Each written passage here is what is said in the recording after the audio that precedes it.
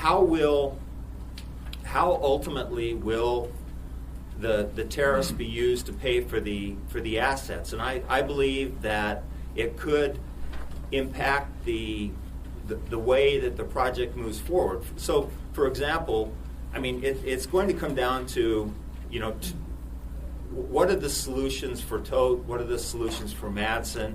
And how are you going to allocate the costs between the two? And if there's not clarity about how those costs are going to be allocated by individual users, you're going to come up with solutions, and then you're going to get friction later. And my concern is that we don't address that issue up front, and it ends up getting things into, or continuation of what we've done in the past, where we haven't really talked about how we're going to pay for things in advance.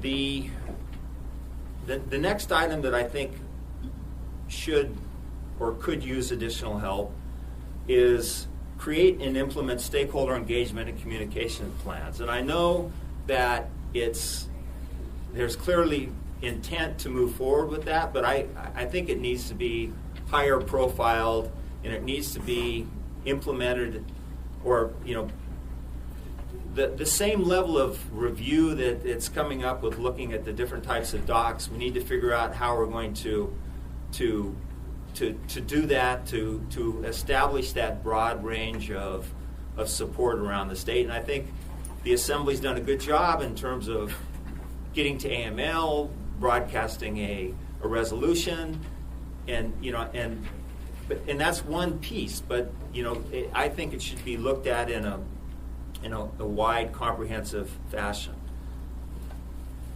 Before you move on, I have a question from Ms. Alato. Thanks, and maybe you're going to get to this, Mr. Jaluski, but as I'm going through the report and as you're talking about the plan of finance and kind of how we're moving forward, I noticed there's some recommendations specifically about how we go about getting bids on the work that's proposed to be done, and I'm not really clear on it and how it's explained in here, and I don't know if you plan to talk about that a little bit more.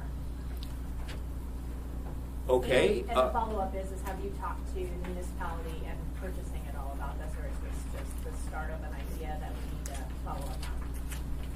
So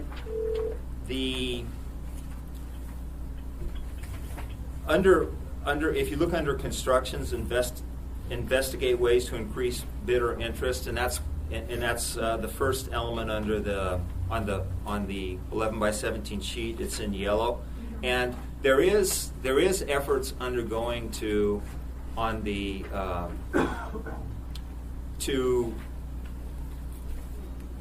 establish dialogue with contractors to get more people bidding, and so that's a positive step that ties directly into the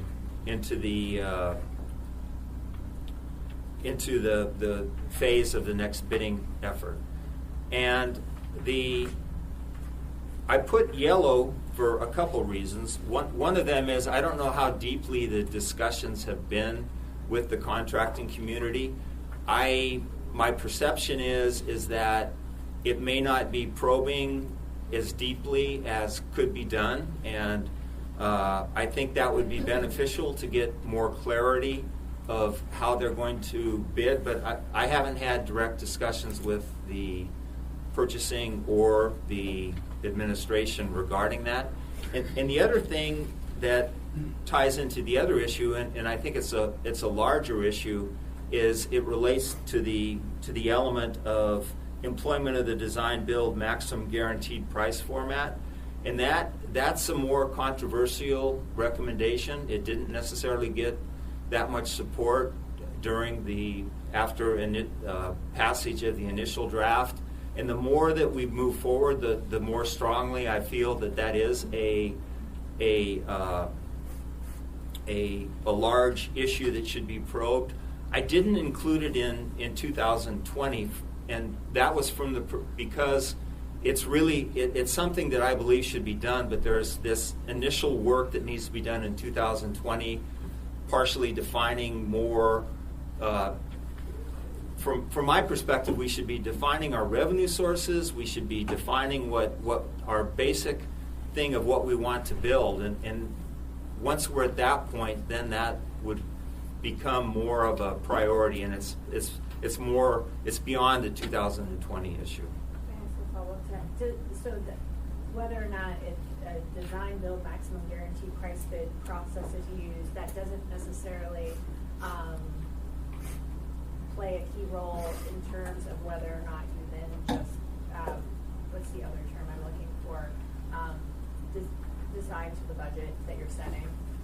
So those two don't have to go forward at the same time. You could go forward with one and then consider the other. Well, I believe that the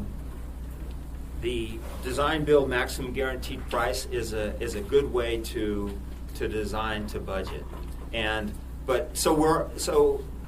I'm in alignment with the administration, and in that for the PCT we move forward with a design bid build sort of project, and that's progressing well. It's underway. Financing is hand. So then, but once we get into the remainder of the implementation, I do believe that's where the design build maximum guaranteed sort of format would come into play, and that's where you really get where designing the budget becomes even more critical. Thank you. Thank you. Ms. LaFrance? Thank you, Mr. Chair. And Ro, would you orient me as you go through this on, and you mentioned it, but on scope and the basic thing of what we want to build? Because it's my understanding we haven't achieved alignment yet on what it is we need to build. And I would like to have clarity on exactly how we can get there to that place of alignment, and who ultimately, or how will we determine what it is that we need to build that will meet our needs.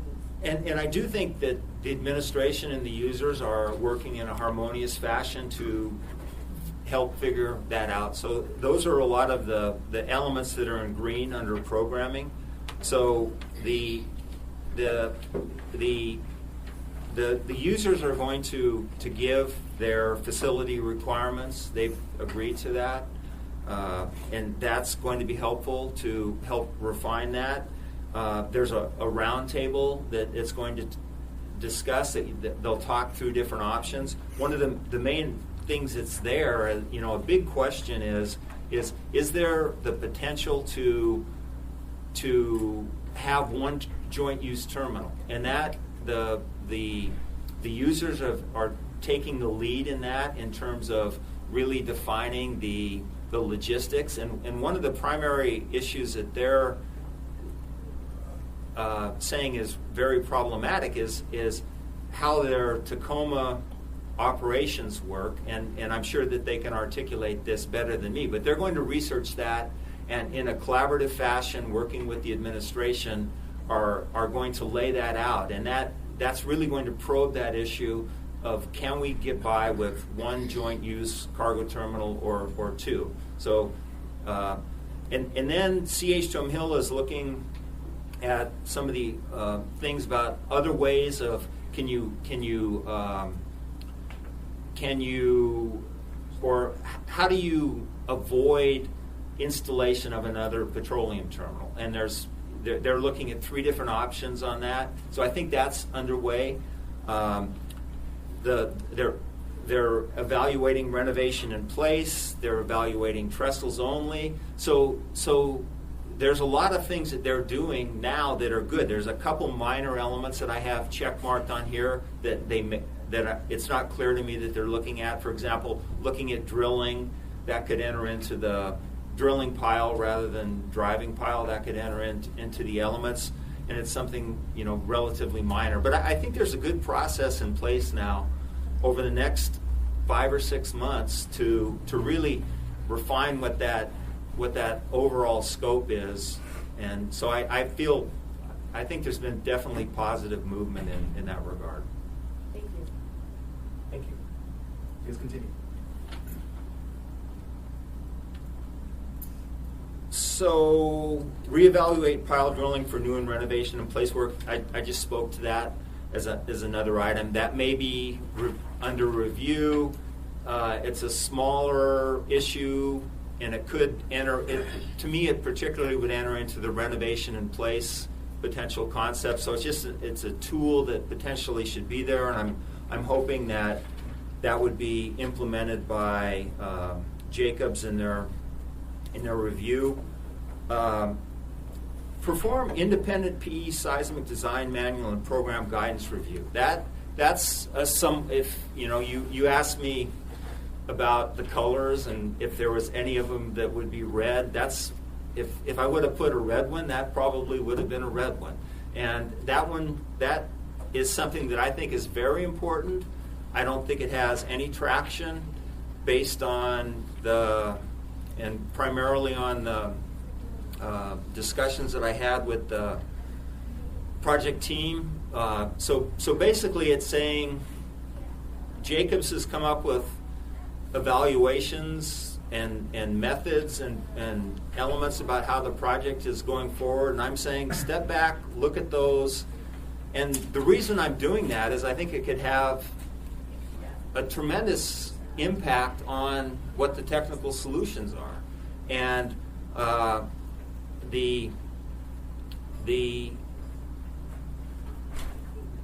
it's not looking at the north end and necessarily and what to do on the north end, but it's what are we doing in terms of our new pile supported structures, and what are the parameters that go into that. And my belief is that there's been some overly conservative elements that entered into that will have an impact on future elements. And when you combine it with the high seismic elements, and it could drive some of the solutions. So this issue to me could be a couple $100 million issue that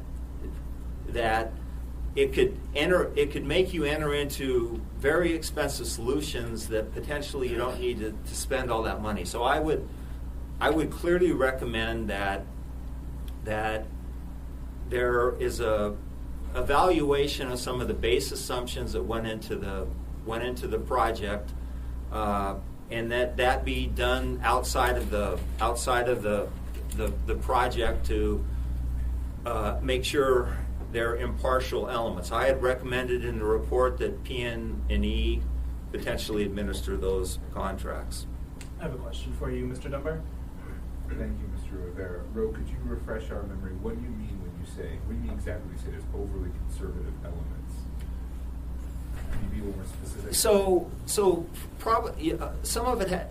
One of the main elements has to do with what's the strength of the underlying soil, and how does that react in an earthquake, and that's one of the largest element. But then there's other elements in terms of what ice forces do you use, what are your what sort of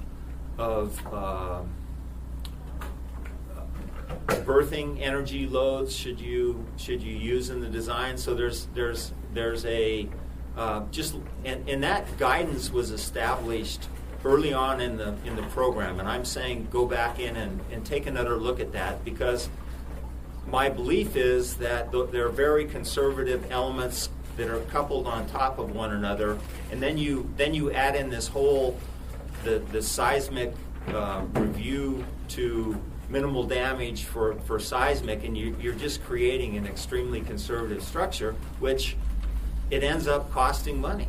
And so that's my recommendation. Thank you. Mr. Dyson? Yeah, thank you. I just want to really underscore what Rose said.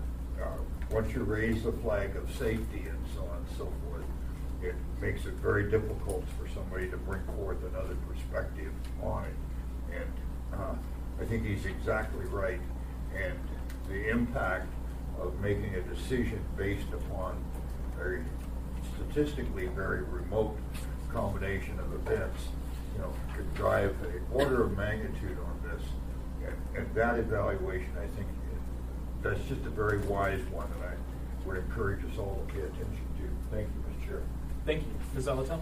Thank you. Following up on Mr. Dyson, I have a kind of a historical question. This is really for the body, but has the body made a policy determination on the level of resiliency for the port in a previous action by resolution or otherwise?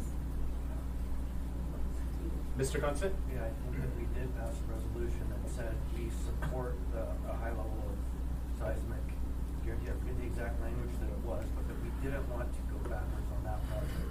But it was related directly to that project. And how to get moved into the question of the overall next phases. And that is the kind of question of who's the winner, if you will, in the high seismic level, and the loser, because they might have to pay for it. Right, and so there's a lot of conversation along that topic that we still have to resolve.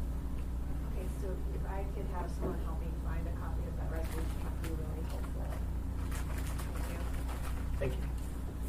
Thank you. And I believe it was AR 2019-267, I believe is the resolution. Thank you. And that is, it's a very good question, and it ties directly into the issue of why I was recommending that they go forward with these additional studies. And so from a competitive perspective, Toten Sealand would like to, they don't want to necessarily have one firm get an advantage by having a seismically resilient dock and the other one not. And again, it gets into who's going to pay for that, and it would be, potentially, it would be very, it would be clearly simpler to, if you just had a trestles only dock, to make that seismically resilient versus an entire container crane dock that is much larger area. And so that's a lot of these elements that I've recommended kind of tie in together, but that's a central issue that, who's going to pay for this, and how's it going to get paid for, and don't push that off till last, but do it on the early side. Next item that was somewhat controversial: perform as-built survey on North Extension sheet pile. It's my understanding that the administration is moving forward with an as-built survey for at least the pile-supported docks, and I think it would be very simple, very cheap, very easy to go out and also at the same time do a survey for the North Extension, and that would be clearly something that could be done easily and at very low cost in the upcoming future. Another item I added: consider adding disputes review board for design bid build contracts. That one directly relates to the next phase of the PCT, and it would be incorporation of that clause into the project. Marine projects are they're highly risky sorts of projects from a lot of perspectives, and implementation of a DRB into the process would be a good way to do that. The municipality has done that in the past. Mr. Peterson? Thank you, Mr. Chairman. I was just going to ask you, is this something normal that takes place in a project the size of this?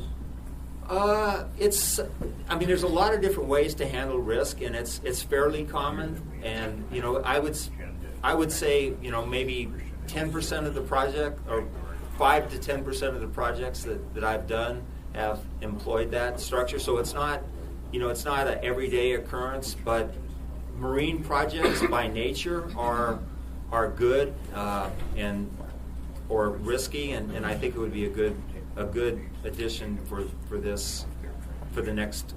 that next contract. Thank you. Thank you.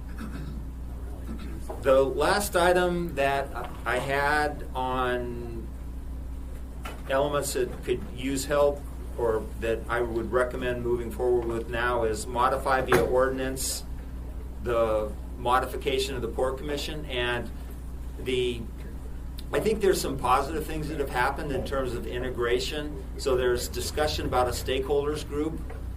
to administer the project, and I think that's a good solution that I'm sure the administration will speak forward to, and there's going to be regional representation. So it's a part of it, but we're still recommending that even with the steering group that is formed to look at more of the management of the project, that there's modifications to the ordinance structure. So there's elements that I think that Ascent and Northern Compass Group could help. I think that potentially in the event that the administration would like help working on the plan of finance, creation and implementation of stakeholder engagement, and potentially doing the independent PE seismic and program guidance review, administering that, and also on the ordinance for port governance. And I just wanted to lay that out I wanted the Assembly to know that we've been appreciative in terms of working with you, and would like to continue to help. And I just wanted to make it clear that we're if possible, would like to continue on helping you. And that's it. Okay. And Roe, can I? Yes, Mark. Mr. Chairman? Go ahead. I'll just add just a little bit more, but first, thank you, and I want to echo what Rose said. We really have appreciated working with you all, get through that first phase and understanding what the pieces of the puzzle are and what needs to be done. But I want to emphasize just a couple things. One is these issues we've laid out for 2020, and I'm assuming I assume you understand this. Lots of those will go simultaneous. They don't just stack one on the other. But the part that I want to really underline here, and I can't remember who asked the question, but Roe emphasized it. I want to really emphasize it. You have to develop the plan to finance, because in order to build to the budget, you got to know what the budget is. Part of that was based on what you can get and how you will get it and when you get it. And as you know, in the report, we laid out great detail of those categories. I know I've had a conversation on Saturday with the governor specifically about the port. I'm here in Washington, D.C. right now in a variety of different meetings, but this has come up in a couple, just in a broader sweep of issues. And all these, on the budgetary issues, if there's not a strategy now, every month you wait, you could literally be adding a year to 2 years of some of those funding cycles because of the way they work. And it's not just about apply for a grant, but it's an overall strategy of where do you spend your time at certain parts of the year and focus and getting, if it's a statewide bond or if it's a stream of revenue in the federal government or it's a programmatic change with the federal government funding sources, or it's again leveraging private sector dollars, a variety of things. I cannot emphasize this enough, because you are now about to hit February. Since the report has been done, that's 3 months. The session has started in June. The legislature, or Washington, D.C. is kind of logjam now over the impeachment, but as soon as it's over, which will be February 4th approximately, they'll go into high gear into their budget for 2021-22. So I guess, the folks that asked that question about build to the budget, you got to have a budget, and that's important, which is somewhat odd, because you're going to also probably ask the question, well, we don't know what the budget is until we know what the costs are. Well, you got to drive it to the budget, and that will help drive the price, and then get you into that longer discussion that Rose talked about with design, build, guaranteed maximum pricing. The other thing, and it's kind of the last on that list of items that Rose just talked about, you should also, you guys had some really positive, the city did, the assembly, the mayor, others came out very positive as you laid out the draft plan, what you think the costing could be. It served to turn the dial in a positive way, the public perception of the port. But there's more work to be done there in the sense of the branding and the activity that's necessary to get funding people convinced that this is a real project that can be done with the right kind of budget. And lastly, in regards to the first, I think it was the first item that Roe talked about, project management, it's very clear to us, because of the magnitude of this project, that you do have to have something other than just, and this is not any disrespect to the port staff, but they got to run the port every day, ships coming in, ships going out. This is a multi-year, hundreds of millions of dollar investment. And in order to be, in my opinion, and I think Roe agrees with this, because we made this as our recommendation, is you have to have a project management team that really is focused on this every single day, not necessarily a consultant who's engineering it, but someone who's driving the train and making sure it's going to happen over a period of time. And there's obviously more detailed recommendation around that in the report itself. And I said that was last, but the last thing I will say is I think you folks here of the Assembly, just your engagement at this level has really started to make a difference. I think Roe mentioned many different times how there's more engagement, more action, more conversations, and the Assembly pushed that envelope hard, and rightfully so, because there's millions of dollars that you all have to approve or administer in some way through the budgetary process. So, again, I'll end on that. It's been a great opportunity to help move this along. We're happy to help any way we can, and if there's any questions, I'm happy to answer them, but I'll just end at that point. Thank you. Thank you. Mr. Constant. So I just want to summarize the highlights that I see. This is kind of what I had asked for in this review was a work plan for us for the next 12 months. What should we be looking at through the end of this year? So we're orienting ourselves now so we can benchmark what we're doing, where we're going, what we've done. And the primary takeaways that I see from this one is to be working on, with the administration, the development of a balanced plan of finance. That's an extraordinary high goal you have to work on.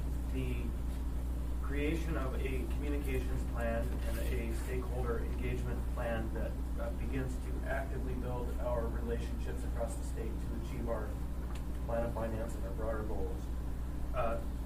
The question that Roe puts on, performing an independent analysis of the design, the seismic design manual, that's a conversation that we may want to engage in more fully. We'll get the conversation, I think someone asked for the resolution, and we'll have that talk. Then under construction, the discussion was the review board. That one really jumps out. And then finally, the question of modifying by ordinance the nature of the port commission and how it works. And so those, I think, are the primary takeaways. There's a lot of detail. And of course, the next step is to hear from the administration where we're going to go. Thank you. Mr. Dunbar?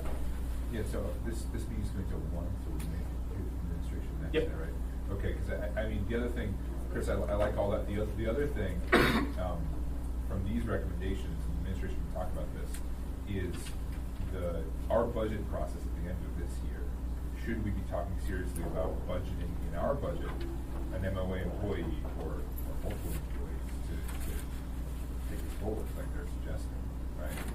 And I guess I'd like to hear from the admin about that. And typically, we do everything. The port has its own budget; they do their own thing. But maybe there should be an MOA employee. Thank you.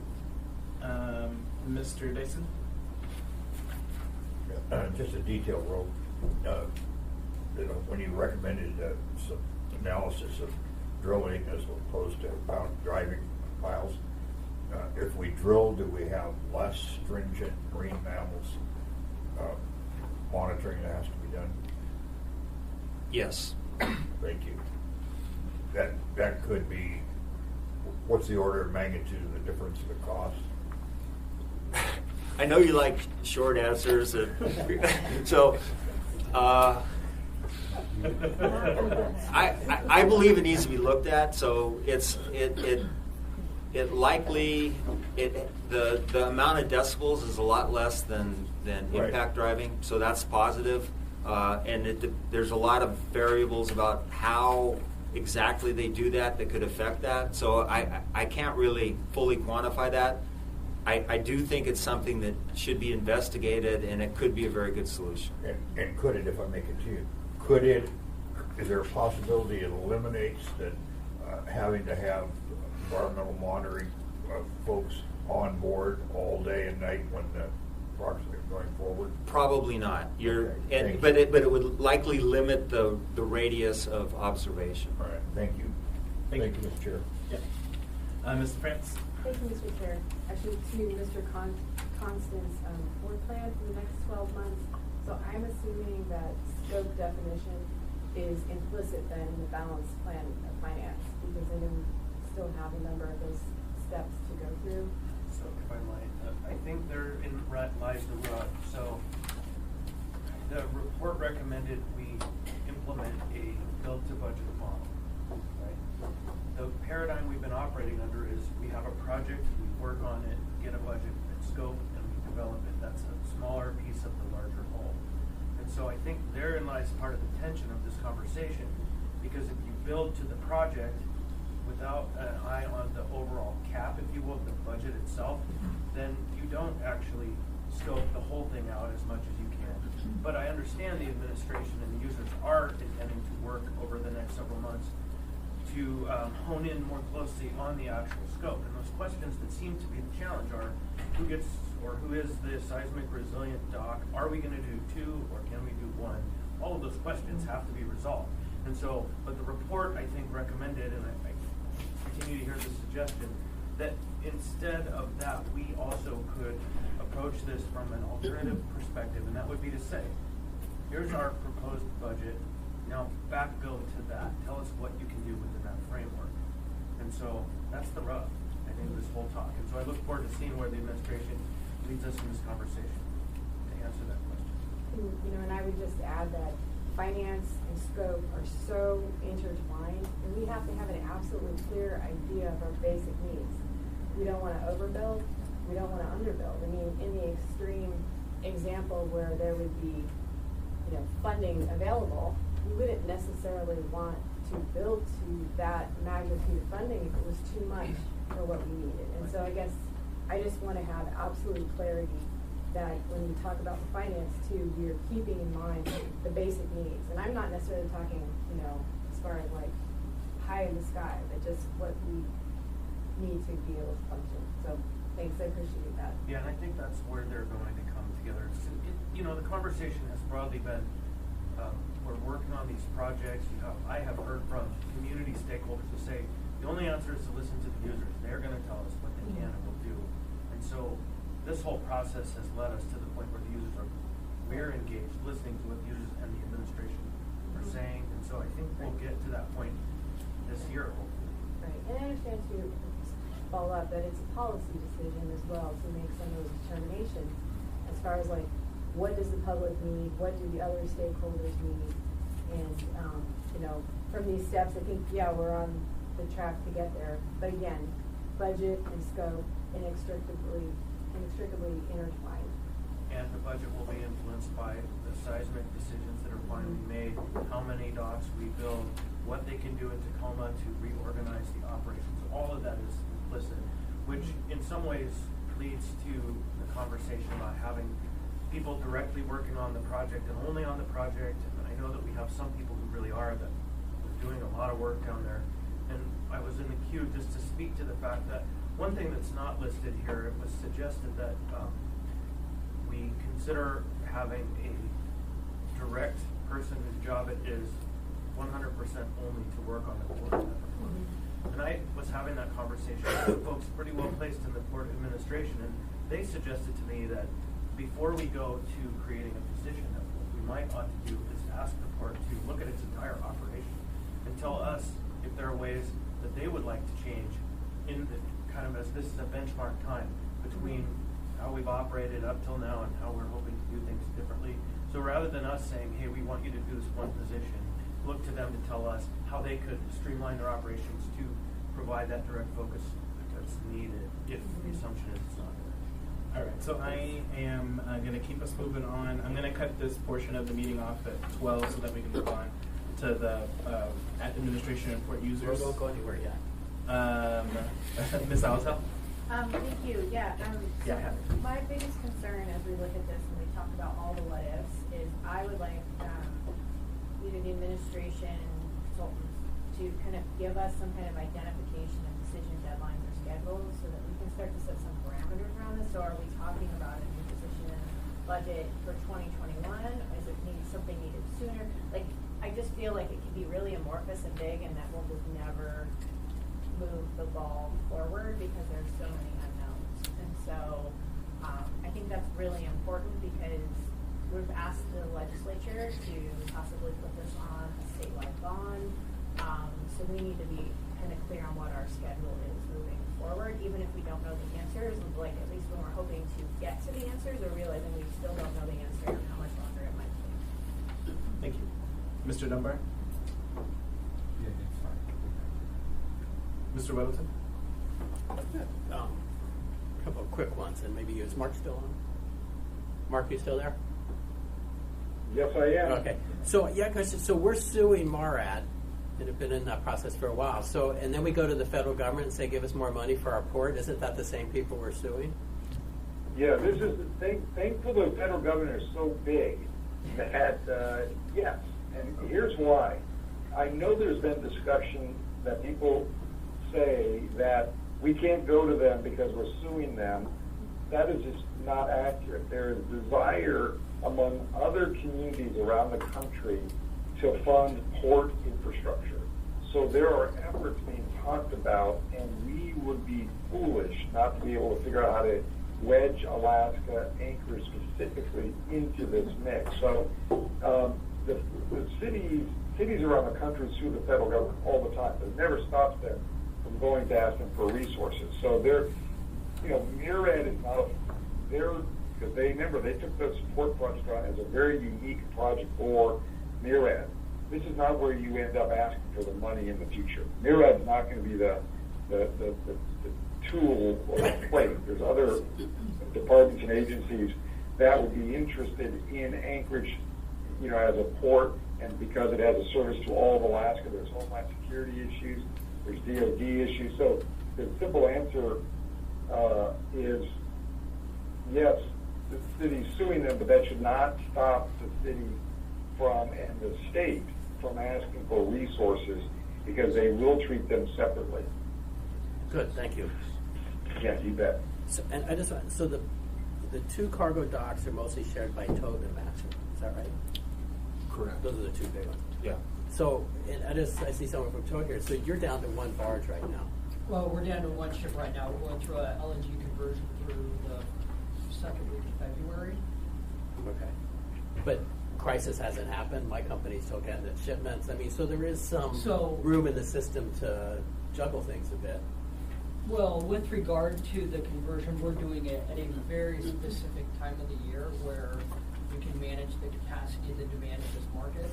I mean, typically doing something like this over any other period of time would greatly disrupt goods to the state.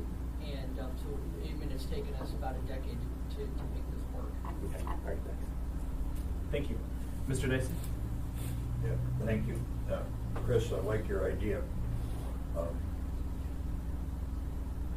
We have a few in our state, people who have immense experience with the geotechnical stuff and soils conditions and constructions on them, both onshore and ports and so on. And the state has one of those people on a retainer, and who, as I understand it, really works with some of the local people to say, here's the areas you got to watch out for, here's the data we got to be collecting, and so on and so forth, and saved them tens of millions of dollars, and they were being taken advantage of by contractors and so on, and didn't even know it. And there's a month-long trial going on in Juneau right now because they drop-kicked the contractor out of business, and because of fraud, and falsifying reports and shoddy work. So there's an opportunity with very reasonable investment to have somebody like that kind of on a retainer, and then we pay them by the hour, when they do it. But the leverage that they have with that kind of expertise has turned out to be really, really valuable. And so that's a worthwhile thing we ought to consider. Yeah, so Thank you. Thank you. All right, Mr. Constant. Yeah, just Mr. Weldon, to the point of Marad and funding, we were told last year, oh, don't come until you've settled, but then we did receive a $25 million grant. So evidence says they do and are interested in supporting our efforts. All right, great. Thank you. Thank you so much, Ro and Mark. All right, I'm going to go ahead and move us on to the administration. Who is presenting from the administration? All right.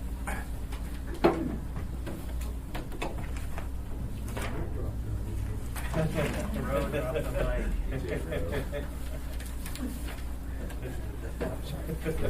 For the record.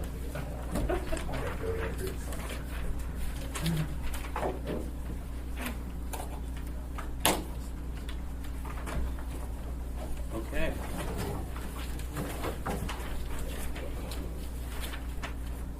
Let me know when to begin. Or should Go I ahead. wait for Mr. Johnson? Okay. So, the administration had a good meeting to kick off what we're calling Phase 2 of the Port Modernization Program last Friday. And I wanted to read you into a bit of what happened there, and then to further continue our experiments in radical transparency and make you the beginnings of a pitch, which nobody has seen because I finished doing it at 11 p.m. last night, but which should get the ball rolling. So, what did we talk about? We met with everybody on Friday. Here's our agenda. We talked at the beginning about our port, our municipal organization and governance.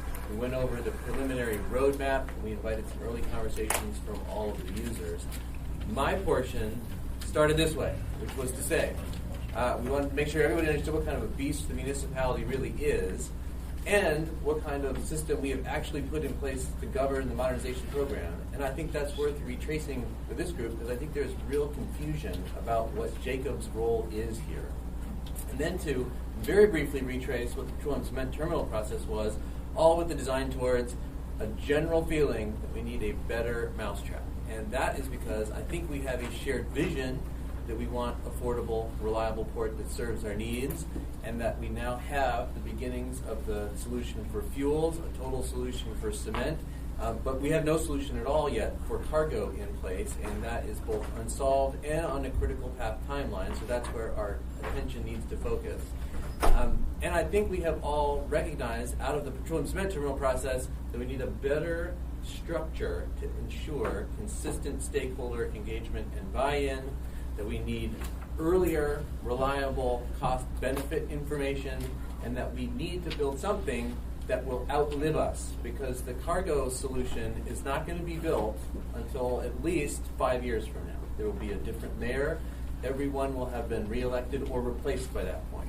So, with that, our goals were to figure out the beginnings of what that new process could be and to begin to surface discussions about how we inform what the program inputs are.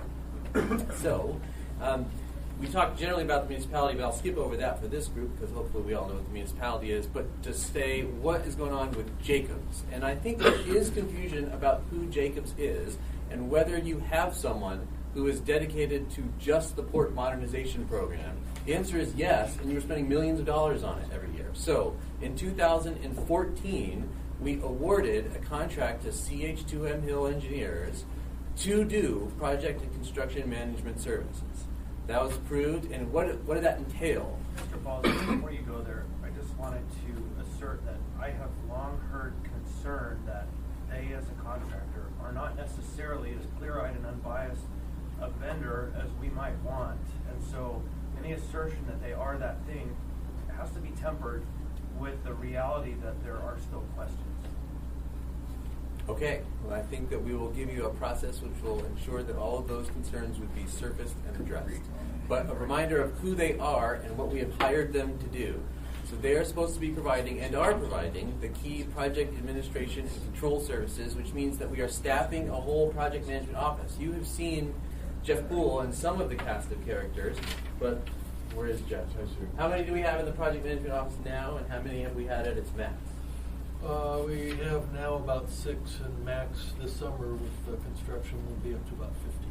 So we are scaling that to the program needs. When we have a lot of activity, we have more folks. When we have less activity, we have fewer folks. They give us the comprehensive project management plan. They develop the overall project schedule and budget. They are also doing key planning and design management services, and that means advising us generally on all of the planning, design, and environmental requirements that we are going to have to hit, that they're going to facilitate the process for those permits, where we need an Army Corps permit or a National Marine Fishery Services permits, doing all the cost-benefit trade-off information, looking at the various design and construction delivery method alternatives, coordinating the work of our designers and builders, and emphasize here, they are not the designers. So Jacobs helps us manage and ride herd over the designers we ultimately hire, and then to do a detailed peer review of all that, including the plans, specifications, cost estimates, and report. When we actually pivot to really constructing, they are a construction management company, so they do the site management, they're administering our construction contracts, they're negotiating change orders, making recommendations to us, and then doing all the on-the-ground inspection. So that apparatus exists, and that is the only thing that they are tasked to do. To make that more concrete for the petroleum cement terminal project then, so we hire Stage 2M Hill, which becomes Stage 2M, and then we have Jacobs. You've also seen HDR involved. Jeff, do you want to tell us how HDR gets involved and what they're doing? So HDR is a subcontractor to Jacobs, but we really kind of are a team. Jacobs supplies staff for certain aspects like design management. HDR supplies staff for construction management and permitting specifically.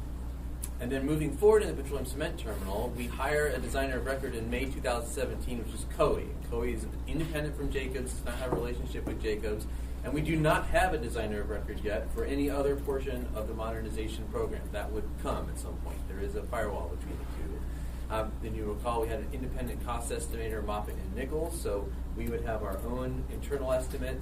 COE would do an estimate, Moffitt and Nichols would have an estimate, and then we started in the construction manager at risk arrangement, where we did attempt an alternative delivery method where we had Hewitt and Manson help us design and do constructability analyses.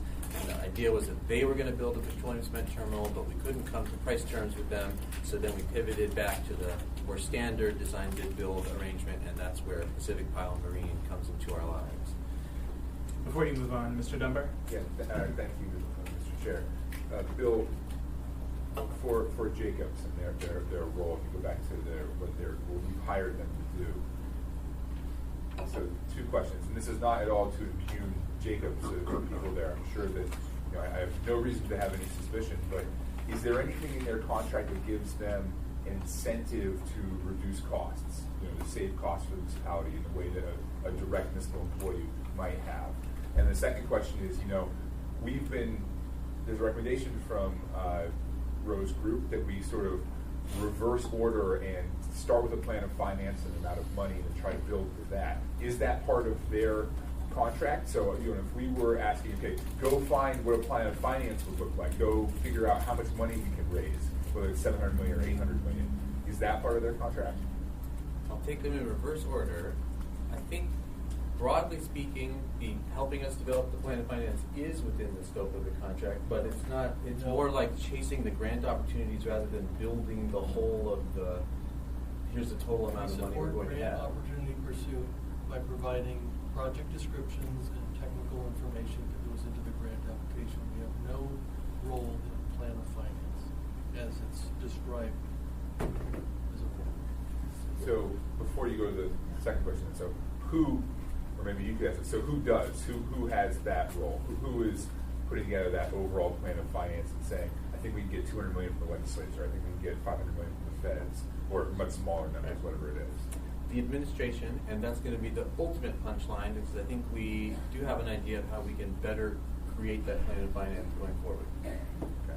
So we'll reserve that question. And then on the first question, does Jacobs have an incentive to save money? Save our money. Save our money. I guess the answer is yes, but I'm not sure what I can point to in the contract. But because they are our right-hand man and women in this project, they aren't designing the project, they aren't constructing the project, they're helping be our advocates. So when we couldn't come to terms with Hewitt Manson, it was partly because Jacobs was advising us, this is more than we think you should spend for this project. So there are more concrete things that you're looking for there, let me know. But generally, they are our advocates here. I have a few more questions. Mr. Constant? So watching the room behind you, heads are shaking furiously left to right, to left to right. And so there is, to me, clear evidence that that is certainly not an agreed upon position in the broader community of port users. And I think it's a very important question of how do we tackle a project when many of the stakeholders' best value comes from more work, not from a delivered project. You know, value to themselves and their shareholders and profits and bottom lines. And so that is a concern that I continue to hear that we really do need to grapple with. Thank you. Ms. Alito? Thank you, Mr. Chair. Mr. Folsey, what's the current arrangement that we have a contract with Jacobs? What kind of contractual thing did we use? Was it, something put out for bid? Okay, sorry. Yes. You go fast, and I can't read as fast as you go, so. So we did a request for proposals in 2013. Okay. I know there were multiple respondents, but I couldn't tell you how many of us sit here now. Okay. And then ultimately, that administration came to the assembly and said we would like authority for $30 million to hire Jacobs for a several year period. And I know we're already in the options period, but that's where we're at. And do those options get exercised and approved by the assembly then? Only if they require more money than this has already authorized, and we aren't there yet. Okay, thank you. I'll jot down that. Thank you. Mr. Dyson? Oh, fast. Can you leave it up there so I can write down the AM number? Sure. I just want to identify with the remarks to Mr. Costa.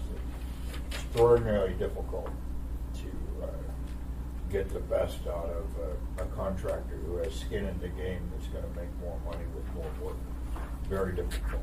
Just kind of underscores my suggestion that we have an expert there who has no skin in our game, and the expertise. Upset. Thank you, Mr. Chair. Thank you. Ms. Kennedy? Thank you, Mr. Chair. Is there any kind of reporting that's done? Is there any kind of documentation at the end of the year in terms of what's been produced or accomplished? Do you just get direct updates, or how do we know what's actually happened within a year with each of these years of contract? Through the chair, we get monthly reports on the whole of the project, which gives us updates on all the permitting, all the financing, all the construction activities. And those are freely available, and we can share those with folks who are interested. I should loop back to the previous comment, though. To the extent the Assembly is concerned that Jacobs has an interest in creating work for itself, the work that Jacobs is doing is maintaining the program management office and overseeing the design and the construction. If the construction is $60 billion or $1 billion or $1, it's not materially changing the scope of the work that they are doing. And I don't know, Jeff, you want to say anything more to help us get visibility into that? I would love to say a few words. So we were retained as global program management experts to help the city understand how to deliver this elephant. We don't get paid on a cost basis. Okay? Our mission, our core mission, is to find the most cost-effective solution that meets all the requirements. We don't decide any requirements. Those are approved by others. We get requirements from the user group, which we did in 2014, and that's how we got to the solution where we're at. Okay? We advise on current technology, current code requirements, and all those types of things to make sure we have something that's modernized in terms of meeting current safety standards and things like that. We are not cost-driven. In fact, the situation that we're in is a big disappointment to us because we deliver a product that we can't afford.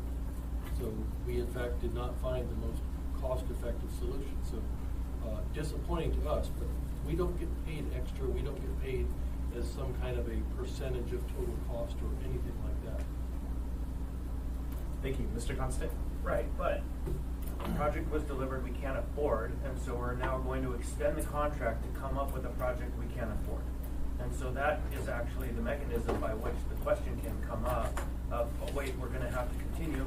We might rise above 30 million and into 15, 70, depending on when we finally achieve a workable product.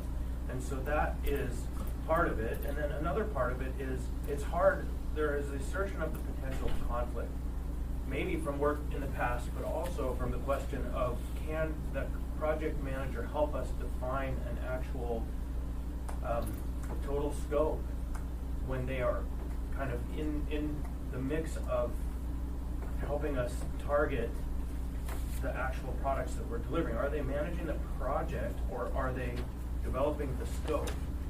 You know, there are questions that are, and I don't mean to attack Jacobs. I just know that it is very important that we have very clear review and analysis. Like, we hired Northern Compass and Ascent for ourselves so that we could have somebody who wasn't tied into every level of this and for the last 3 iterations of it, so we can understand what we're getting is clear and factual.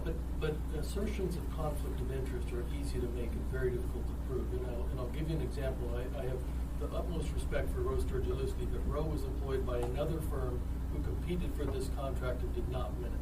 So if somebody could assert that Roe is a conflict of interest giving you advice that's maybe contrary to where the program is headed. And I don't believe that. I believe that Roe is professional and he gives the best advice he can. And Jacobs is in that same position. So assertions of conflict of interest are easy to make, but I would be happy to address any specific comments or actions that you have concerns about.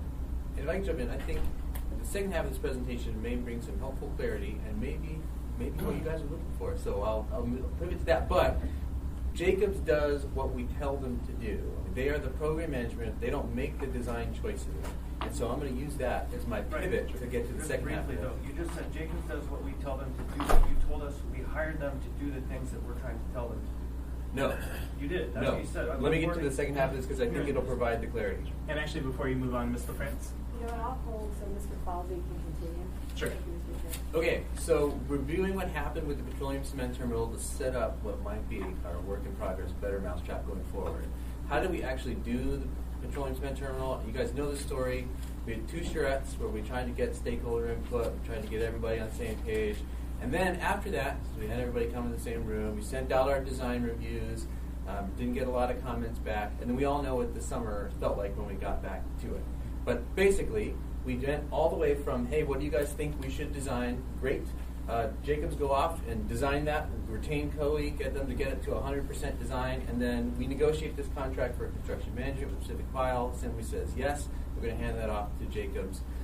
We all recognize that was not a great process. And I think the reasons that was not a great process is that there was slippage in between the very first 2014 decision of what do we want to build, what do we want to design, and then an awakening that happened at the 11th hour where we said, great, here it is, 100% design, here's what it costs, here's how we're going to pay for it. The better mousetrap, I think, would have much greater involvement and alignment at the very beginning where we hand off to Jacobs the thing that we want to have the designers go design. So, to make that concrete, there are a couple documents which we could share with everybody that I think are the tablets that we give to Jacobs. Jacobs prepares these after we tell them what to do. So there is first a program preliminary design narrative where Jacobs says, hey, I'm an engineering firm, I'm managing the program management officer, I'm going to hire a designer of record for you. What do you want me to tell the designer of record to do?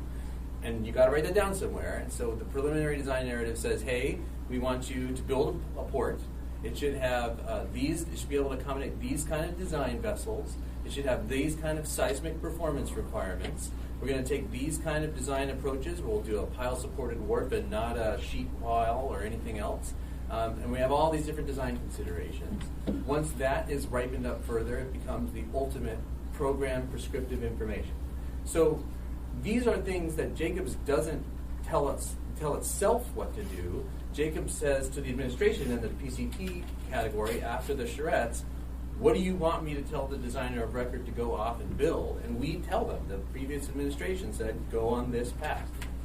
So that's pivoting up to what I think there is an emerging consensus for is, I think it would behoove us all to not have the future administration or the current administration design program narrative or prescriptive information and inputs for the cargo solutions going forward sort of in the dark in that 5-year period from we've asked everybody what they want all the way to we've got it 100% designed.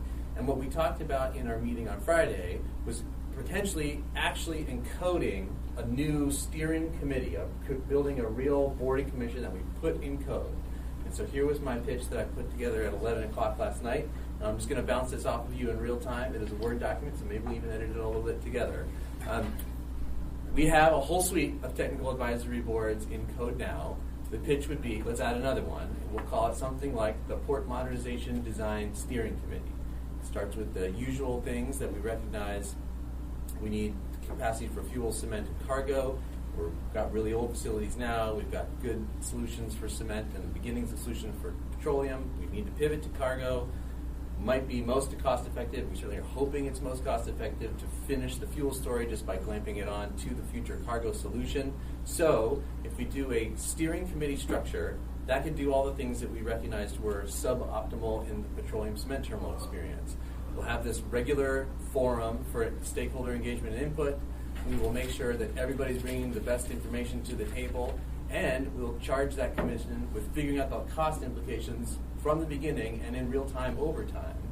That hopefully that would result in an alignment on the various design choices, and it would provide a structure that outlives all of this. Further, the way we are generally wired is the administration cooks stuff up and says, may I have money for this, and may I award a contract to this individual? And the Assembly says yes or no. I think it probably makes more sense here to say, hey, as soon as we have the basis of design documents, that program narrative, and then the prescriptive requirements, those would be recommended by the steering committee to the mayor would then propose something to the Assembly, and then the Assembly would say, at the beginning, like what we should have done in 2014, this is what we want you to hire the designer to go design. Because we don't want to get in the place where we brought a design from 35 to 65 to 95 to ready to go, 100%, and then we're questioning whether we designed correctly the thing that we actually want to go procure.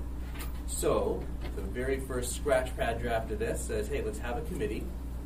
We'll have, this was sort of a take on Dave Karp's idea, but this is all in Word on draft. Change it in real time if we want. Here is the opening bid.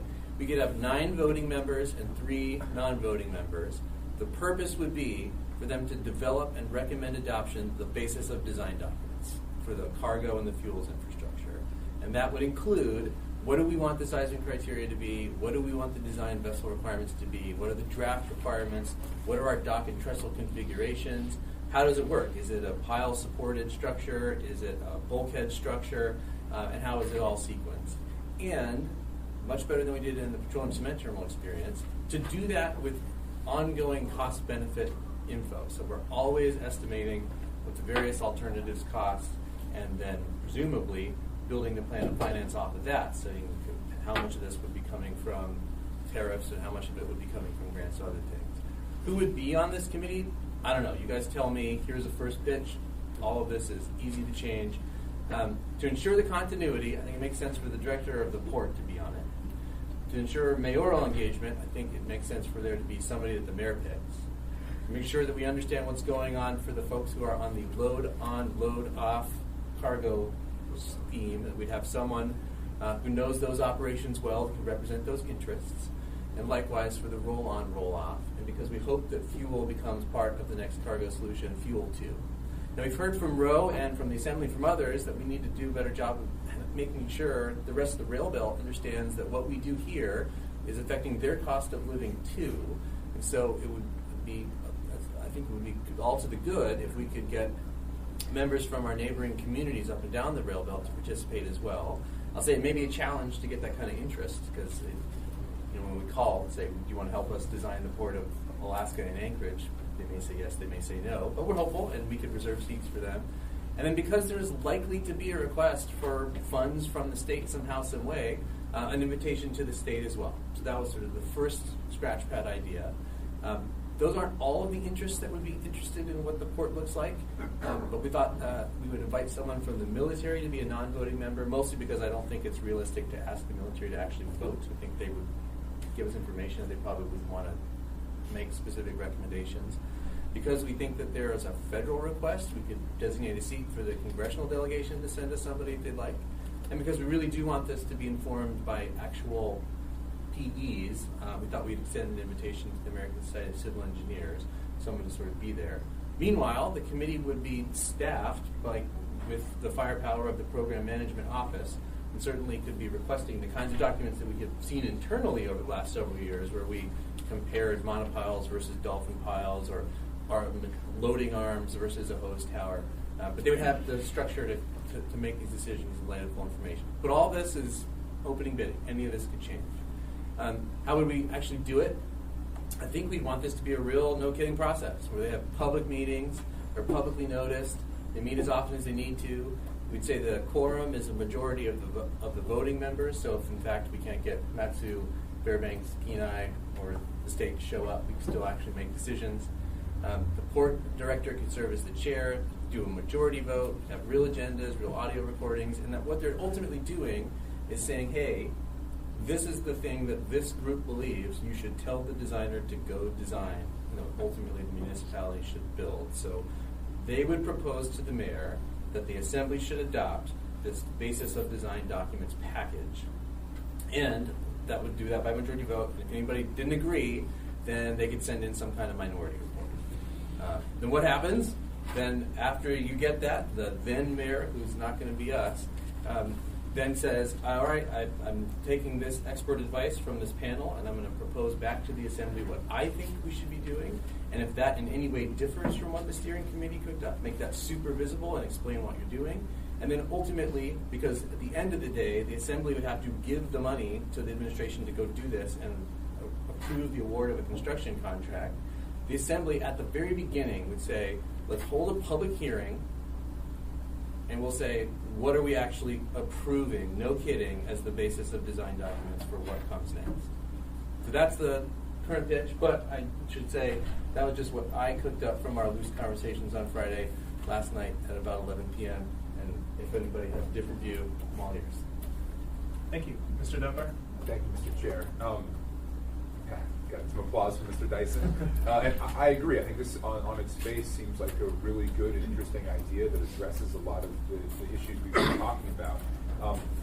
I still think, I think it actually dovetails with some of the recommendations made by Rose Group, particularly the staffing.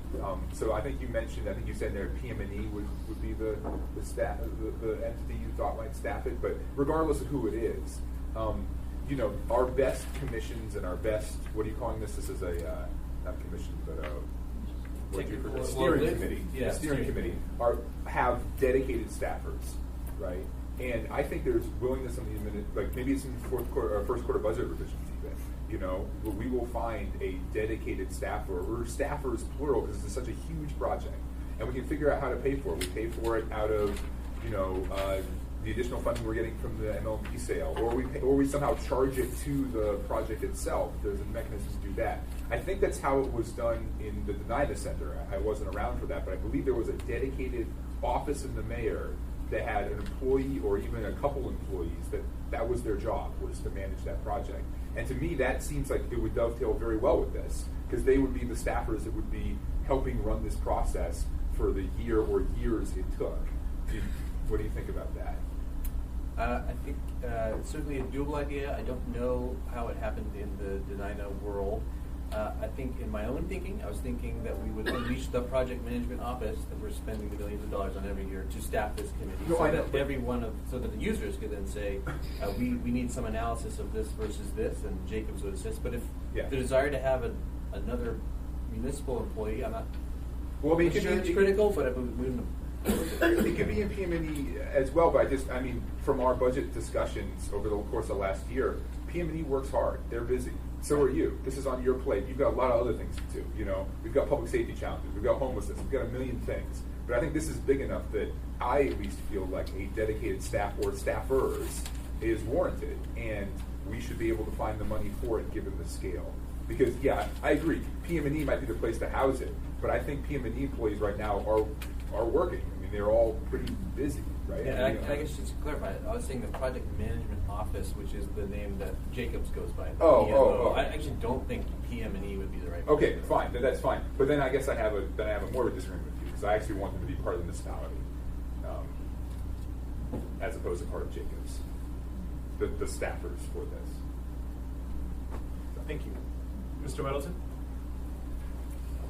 But when you have a crisis, make another committee. But I think that what I take, the key element from Ascent's work is build to the budget, and I don't see that here. We made a committee, and they are doing essentially what we've done before. It's like, okay, design and improvement criteria, but you could end up again, but we don't have the money for that. And I almost think if we could figure out a budget, we don't even need the committee. Then you just say, do the best you can, given the criteria. Make it as seismic as you can, make it, all that other stuff. But here's your money. So and that should come forward. So my response to that is, I think there is interest in, certainly interest in cost containment.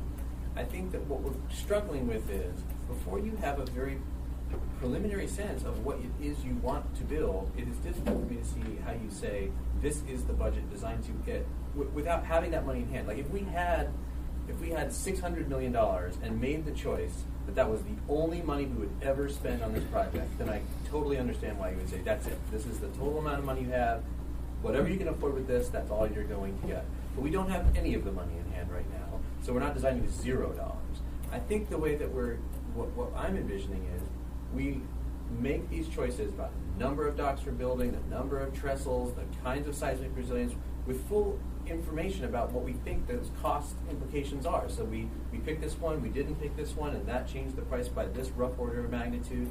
And that at the end of that, once we have said, as a matter of public policy, this is the thing we want to build, we would have then our preliminary cost estimate for that. And then we could say, here is the plan of finance by which we think we actually get that money, and then you could put a lid on it. But because we don't have the money now, I don't know what number you would pick. You said, here's the budget, designed to this budget. I have no idea what number you would pick. Thank you. Ms. Salatel? Thanks. I fully disagree with that last point. I think you can start with a not to exceed amount and try, and then if it says, this is completely impossible, you could say it's completely impossible. You could start to put some parameters around it. Google, and that's really unscientific, but can tell me what ports generally have cost, historically. And I know we have unique challenges and we want to do unique things, but I think you can get a ballpark or a stadium around it that starts to put you in the realm of possibility. I disagree with that. I do agree with Mr. Dunbar. I think we need someone who is going to shepherd this process through, that we know has in the municipality, who has some continuity with the municipality through whatever changes may come. And I think that person needs to be that liaison between whatever committee there may be or working group, the administration, and kind of just be that person in the know that's really full on this all the time, who can talk with the contractor as well. I'm actually uncertain if you go this route 100% how it dovetails with what Jacobs is doing. I have a bit of a disconnect, because what you're asking for is a lot of people to create the basis for the design documents. And then what are you hoping that it would kick back to Jacobs to then make the design? Because I think what you've done here in this document is kind of set the narrative for the design. Well, if you've done that, then what do you need the commission for? Okay, so to clarify on that front, the commission doesn't do the design. The commission gives the first inputs to Jacobs to run the project. Meaning, if you were to look through these prescriptive information, someone has to say, what code are you building to? How seismically resilient do you want this thing? What vessels are going to be accommodated by this, and what aren't? What are the draft depths going to be? That information gets handed over to Jacobs, and then they execute it. And that's thousands of plan sets and hundreds of construction documents. None of that is for the steering committee. The steering committee are the folks who say, we actually don't need a 50-foot draft, because we're not likely to ever have a vessel like that ever come up here. And we don't really need 6 trestles on this dock, because we can get away logistically with just 3. So they're the ones who are making just the very highest order input requirements that then the Jacobs folks run away with and actually hire a designer to go design, and then hire a construction firm, and then oversee the actual construction. so I understand, this document you have here, which kind of already lays out some parameters, they would winnow that down then? Because, I mean, we have this work. Like, what is wrong with this work? I mean, or is this what resulted in a $2 billion port? The latter. So Okay. what happened in the first go-round was we said, what does everybody think they want or need? Then we took that information, put it in as the previous administration, our administration, put it in and said, this is it. This is what we're doing. We didn't know what this was going to cost. We found out later that it cost $2 billion. People were not regularly engaged in this, and we fully designed the whole petroleum cement terminal and said, we're 100% designed, we're ready to go. And then people said, wait a minute, maybe we want to change all of these things.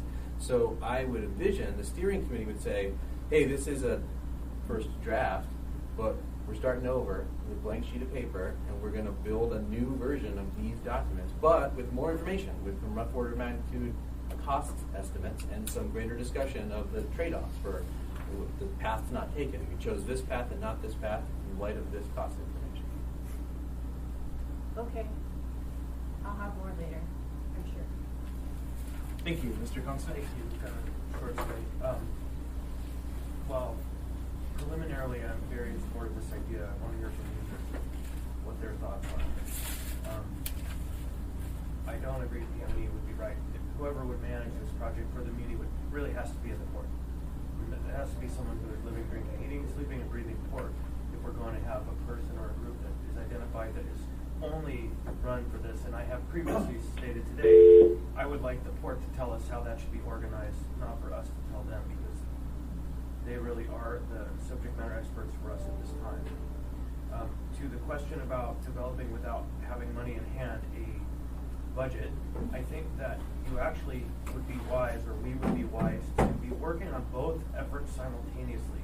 One is a kind of a big picture budget framework, and then one is an operational framework for what we're going to build. And that those two processes should move along simultaneously until we come to a point where they cross and reality is achievable. And what I mean by that is, from the funding perspective, we have to start on the funding requests now for whatever we're going to build, and so we should be looking at the whole, not just the part, because we don't want the part to drive the whole, we want the whole to drive the part. And so we can work on those pieces, I think, in parallel, or even till they converge and we get a project. Then to the one flaw, coming back to this question of even just the perception of conflict, if the suggestion is that our project management contractor would lead this committee, then they would, but that's what Staff you the committee. Right, but staffing in the world of public process are the ones who actually define what comes out, because the staff do the work, the staff do the reports, the staff massage everything to make it what they want to see, right? And so what we have to do is protect against that. We have to establish a clear boundary between who the project management team is, implementing the goals, and how we're developing the concept and the framework for the goals. Because if we don't, we will never get past the perception that the contractor is developing for themselves the juiciest work plan that they can. And so that, to me, actually crystallizes just where the perception of the issue comes from.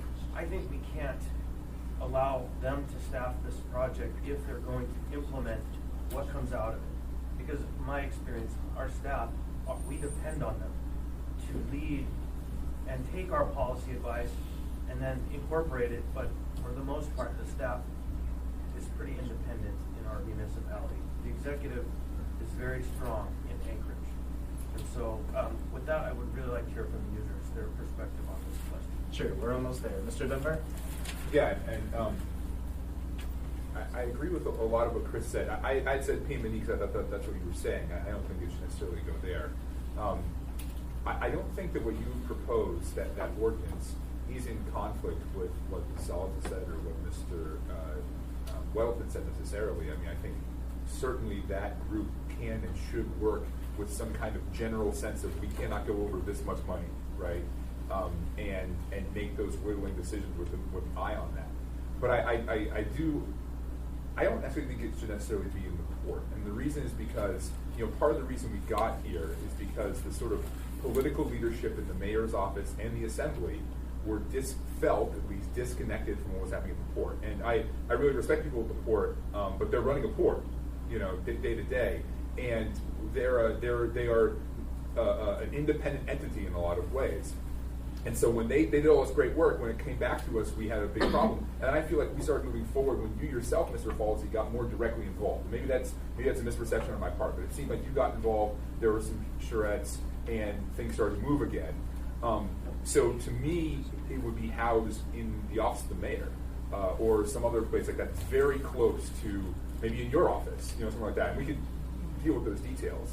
But I think it should not be. I agree with Mr. Constant that it should not be the contractor that would later on have some kind of financial stake. I also don't think it should be in the port because I think there is an isolating effect from the rest of the municipality when you do that. And again, that's not to try to disparage this port at all. They do great work.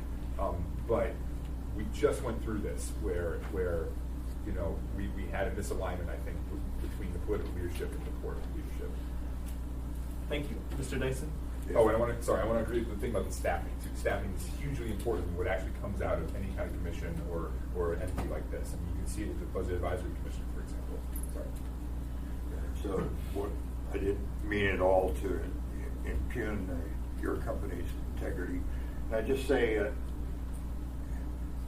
most of these firms, particularly on the engineering side, who do these kind of works, their basis for getting new work is their credibility.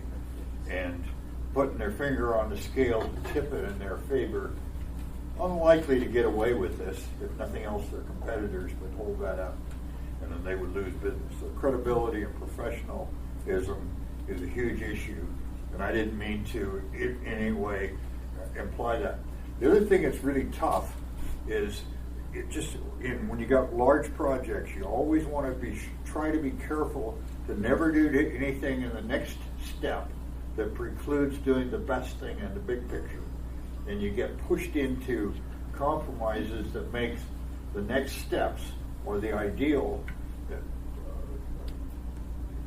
may even preclude them happening, but drives up costs. And that's the situation we're in. And it's the worst of all. Lots of different things done, bad work in the past, huge lawsuits, and oh, by the way, we got to keep the thing operating. This PCT thing, my sense is that what we've come up with, administration, is it's pushed off to the south end, doesn't preclude most of the best things we want to do for the rest of it. And they kept us going on the piece that was most critical. So, anyways, thank you. Thank you. All right. So with that, I'll go ahead and ask any of the port users group if any of them are here and want to speak on this.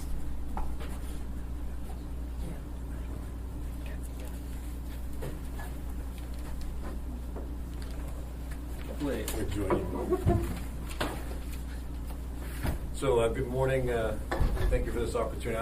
I'm Val Dreyfus. I'm Vice President of Matson here for Alaska, and also serve with Alex as co-chair of the Port of Alaska Users Group that we formed in May.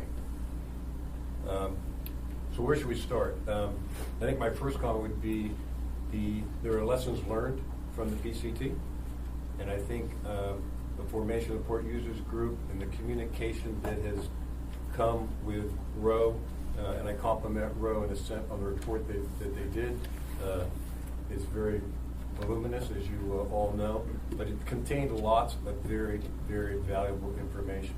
And I think the underlying issue is we've got a port with piles that need to be replaced. And that's the issue. And then how do we do that most cost effectively as quickly as possible? We have formed a roadmap in concert with the port, with Jacobs and Steve Rebuffo in the port, and I think that's a very important step forward that we reviewed with the community last Friday, and that provides very critical next steps as to what are the requirements, challenging some of those requirements, whether it's the number of cranes, a single berth versus not a single berth, whether it's the number of trestles, what's the alignment of the berth. All those things, and it was talked about earlier, need cost benefit. Why are we spending this money, which drives the value engineering? Because we know there's not some big pot of money out there that's coming in here to save us all. We need to build a port that meets the needs of our community and our environment as cost effectively as possible. So, Alex? Well said, Val. So, no, I mean, from my standpoint, I think it's really important that we do kind of adopt the lessons learned from the PCT, and I think the value engineering idea is a great idea, but as Mr. Falsey pointed out, that work needs to be done on the front end. And, I also, we've been pretty adamant about needing a clear, transparent, and very defined process with, as Val covered, stakeholders, who are the decision makers, what are the milestones, and then what's the conflict resolution. And I think what, with regard to the steering committee, and I've not seen that, and I think it's great work. It's a really good start for a framework that I think would be very effective in this process. And so, I think we need to get some feedback and figure out how to codify that. But and I with Val also, it's the same thing for us. I mean, the time is definitely ticking, and we've, from a tote perspective, we've hired our own port design and engineering firm, as you guys have worked with one. And, we've looked at the assessment, and we started vetting out our own alternatives, and we look forward to working with the team here on building an affordable port that meets our minimum requirements. Could you state your name again for the record, please? So, Alex Hofling, and I'm the TOTE Vice President General Manager for Alaska. Thank you. And I'll get to you. Any other port users that want to speak on this?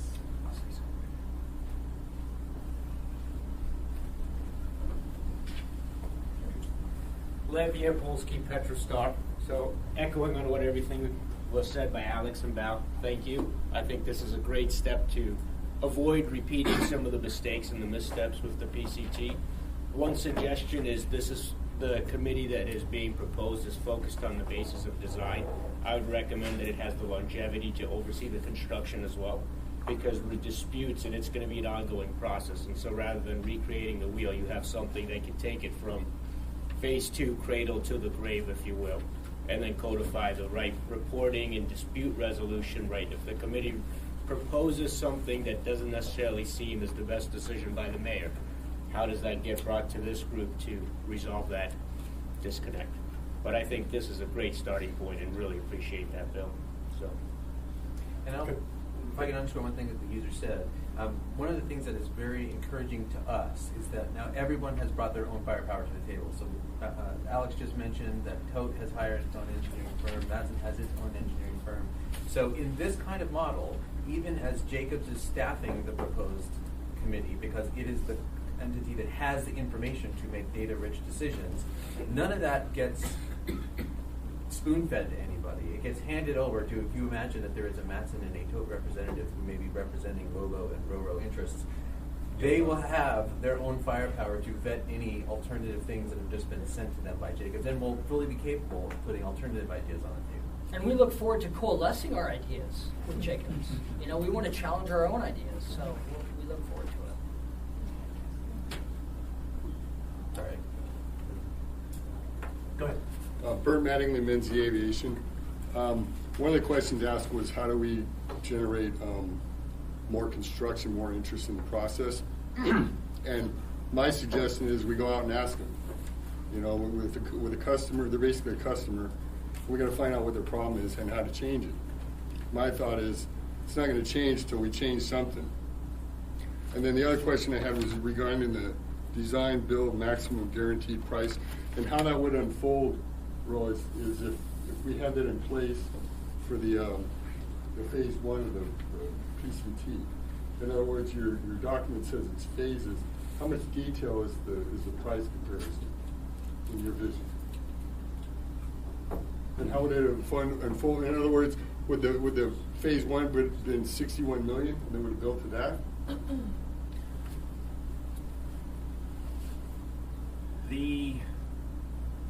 Thank you, Bert, for the opportunity to jump in. Steering committee, great idea. What Bill's put forward, a lot of good stuff there. And what Bert has touched on the design, build, maximum price, one of the places where I feel like we went off the rails somewhat, and this relates to the PCT, is we had very prescriptive defined ideas of exactly how we're going to do that. And the way that came up with, we started with design requirements and everything else. We did preliminary design work, we did final design work, and we got locked into a very detailed prescriptive element, and the PCT went from 35 million to 210 million. And so what I had recommended, or what we had recommended for the next phase of the project, was the design build maximum price. And so you define things like the group's talking about. You figure out what the vessels are going to be coming. You figure out what sort of draft you're going to do. But you don't necessarily get into all of the prescriptive design elements that under the roadmap that you guys spoke to positively, that process is going to take you into a place where you come up with you're not going to get the benefit of designing to budget if you go forward with that place. So I'm really in a lot. There's a lot of positive stuff, the harmony that's happening, all that's good, but pull back a little bit in terms of what that initial effort is going to be, and then allow, rather than turn it over for a prescriptive design, allow the private sector to come back in and help define what those solutions are going to be. And you're going to cut costs. So to directly answer Bert's costs or question, I believe you could have clearly cut that project in half if you would have used a different format. Thank you. And it is easy to say. All right, I have a few questions here. Ms. Zolotel? Thank you. For these gentlemen, with kind of saying, looking at your operations and designing something at a not to exceed level, is that unreasonable? Like to kind of say, can you do it for X number of dollars, or try to? I mean, it's a good question, but it's kind of a chicken, to me it's the chicken or the egg, right? What is it I need? And then you really have to decide what are those minimum requirements, right? And then you're going to say, okay, how much is that going to cost? Right? And there may be other things that it's like, well, you don't need to do that extra one. We can't afford it, right? That would have to come downstream, or we just can't do it. But you got to get in that dialogue of what is it that what are the requirements? And I think you can quickly get there, what you're talking about. But I agree with Val, where we need 35 feet of water. Otherwise, and if we can't get 35 feet of water here, we're going to go to a place where we can get 35 feet of water. We have to be able to safely moor up a ship. We need to cover the very basics, put some costs around it, and I think that is a good place to start with what you're talking about. Do you know what that is, though? I mean, Well, so either through looking at the current criteria that you could kind of go in. Yeah, and that's a whittle great question. That down, or you kind of already know what is required for you. yeah, I mean we're in a, we've outlined all of our minimum requirements. We've hired our own firm. They've vetted them. They've been up here. We're gonna be sharing those ideas with Jacobs to making sure we haven't missed anything to get a rough order of magnitude cost as a starting point. And from my perspective, we're really close. Cool, fantastic, thank you. Thank you. Mr. Constant? Yeah, so you both talked around it, but you never directly stated it. Is this committee something that is the right fit for what you think we need to do going forward? Yeah, I think we feel that a steering committee is needed, and we talked about that last week. Whether this is the exact formation, I wouldn't be prepared to comment Right, on of today. course. Yeah, no, But because we're there not- is a committee, in our view, and we talked about it last week, was conflict resolution.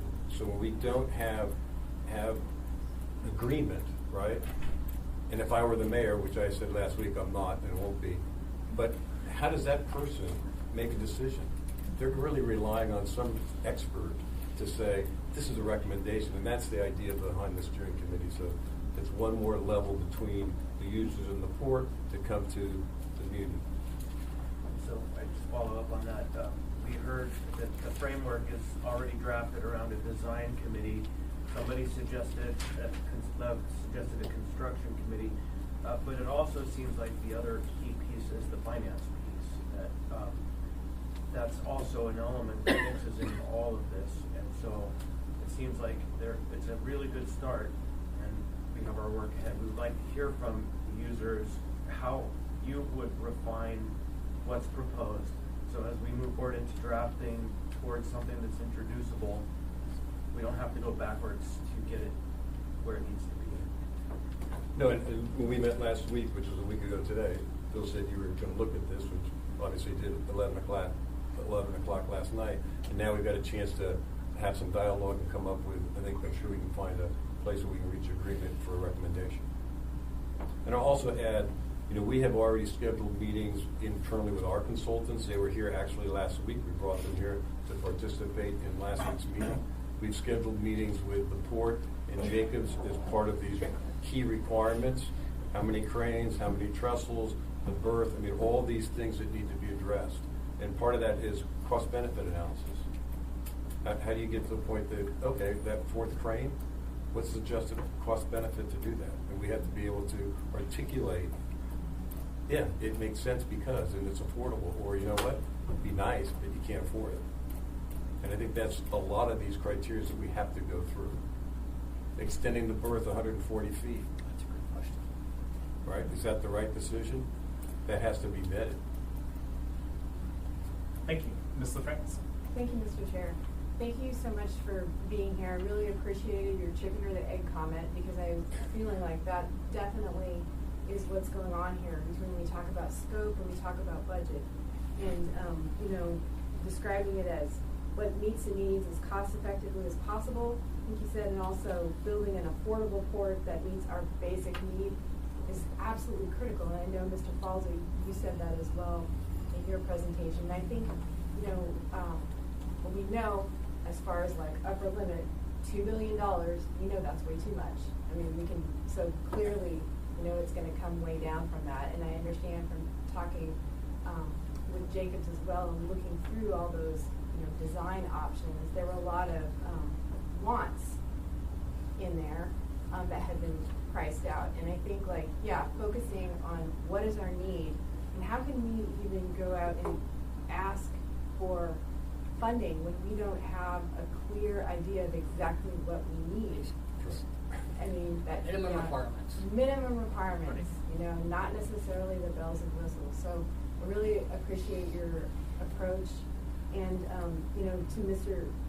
Constance's point about finance, I hadn't thought about that. Bill, when you had put up the makeup of the commission, steering committee, is there someone on there, who necessarily has finance experience or that would be helpful in that conversation, to keep that connection? I mean, everyone says it's a discussion point. And then I was also curious, and maybe this is a question for Mr. Falsey, as to what's the thinking on not having the engineer be a voting position? So I'll circulate this draft to everybody because nobody's seen it because I finished it 15 minutes into this meeting, and we can all mark it up. On those questions, no, there isn't anybody who's sort of in the finance flavor here, but partly that was because I was thinking everyone should be interested in the finance, meaning that we all understand that the way this story is most likely to end is that the lion's share of this gets paid for through tariffs, and we're constantly running those numbers, then whoever is representing Lolo, Roro, and Port of Alaska and Mayor interests should be keenly interested in that. And that may be the only reason why Matsu, Kenai, and Fairbanks are motivated to play along with us too, because we're going to be changing their CPI if we change the price of all the basket of goods that gets delivered around the state. But just because I wrote it that way last night, this morning, doesn't mean it has to stay that way. So if there's a better way to do that, I'm all in favor of it. Or if there's a way to say the mission, to more strongly encode the mission is supposed to be finance flavored, that's all to the good as well. There's no real magic in who was voting and non-voting other than I think we wanted there to be an odd number of voting members. We didn't think the military would be comfortable sending anyone who was supposed to vote. And I figured that the engineer would in some ways be there as a further truth checker, so that doesn't smell right to me, but if we wanted to make him or her a voting member, I don't have strong views about that at all.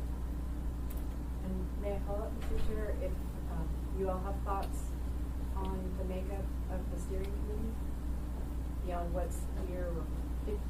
From my perspective, it's a great start. I think, I'd like to chew on it a little bit, but you've got a good, diverse representation of stakeholders that will be impacted by the decisions made for the port, that's a good start. Thank you, Mr. Chair. Thank you. Yes, sir. I'd be willing to serve on member E, a member familiar with the fuel port. Interested.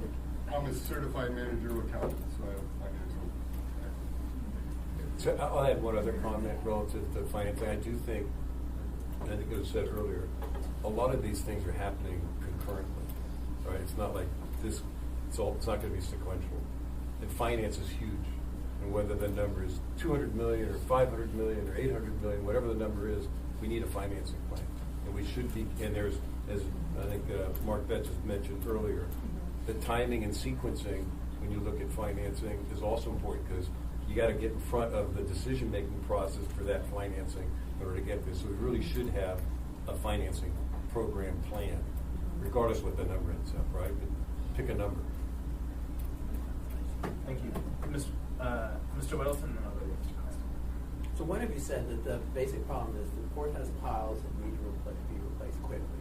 Correct. Would we be here if they weren't rotting? Could we just go replace those piles and move on and we're happy?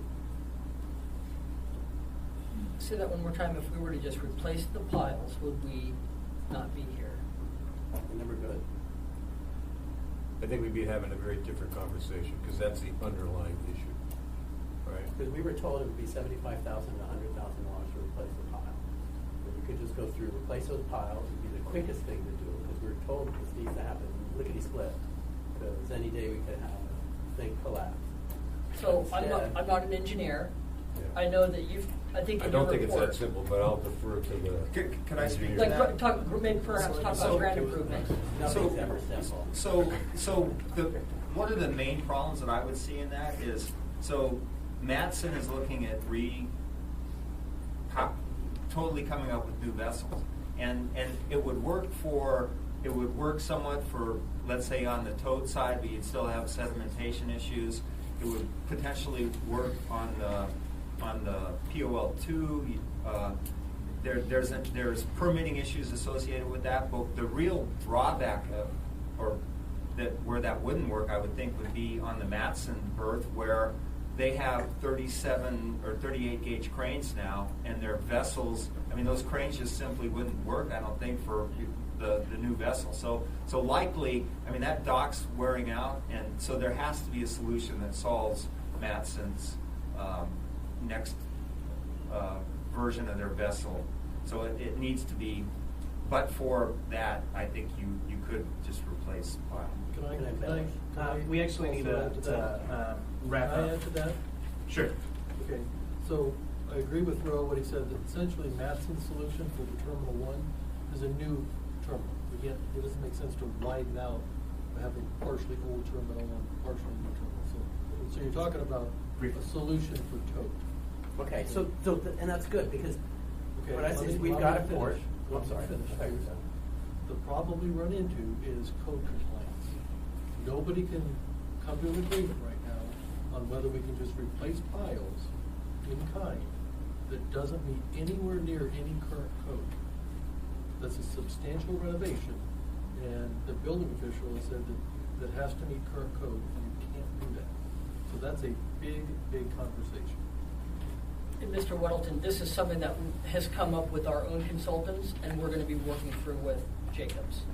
Okay, and my thinking on this is, how much should we be on the hook for? We have a port, make that survivable, it's falling apart, fix that, basically. And if Matson wants more, they pay. And if you want more, you pay. So we have a minimum amount we're going to be in for, and that's $100,000 per piling or whatever the building code guy would say. And all these other cranes and so on, if you want it, pay for it. That's our plan of finance. Well, you need ships, right, in order. So we just got through a nearly $1 billion ship program for the ships in Hawaii, which includes cranes as part of that whole program. But we have to have a terminal and facility to support the ships that are needed to support the market. And ships are getting bigger, right? They're getting wider. And then you need cranes that have greater outreach. You need cranes instead of 50 gauge that are 100 gauge cranes. That's a safety issue, that's an operating efficiency issue, that's a standard issue in the industry. I got There's that. lots of things. So build what you need. Thank you. I'm going to move us on. Mr. Constant? Yeah, just this whole conversation under Rose tables, planning, reevaluating, pile drilling for new and renovation and place work. And so that's certainly part of the conversation. And the question of building official code, it's interesting.